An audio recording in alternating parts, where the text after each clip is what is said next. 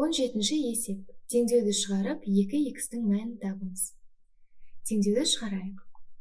8 көбейтілген жақшаның ішінде х минус 5 тең 4-ке.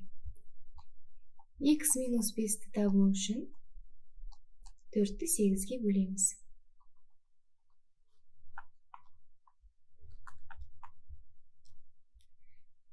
Х минус 5 тең 2-ден 1-ге болады. Немесе 1 бөлу 2. Х-ті табу үшін 2-ден 1-ге 5-ті қосамыз. Х тең 5 бүтін 2-ден 1 болады. Ал бізге 2х-тің мәнін тапсын деп тұр.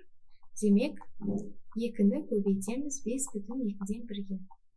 Көбейту үшін аралас санды бұрыс бөлшекке айналдыру керек. 2 бөлімінде 1 бар. Көбейтеміз 2-ден 2-ні 5-ке көбейтеміз 10, ал мұндағы 1-ті қосамыз 11. 2 мен 2-ні қысқартамыз, сонда 11 шығады. Демек, 2х-тің мәні 11-ге тең. Нұсқалардың ішіндегі дұрысы Б нұсқасы.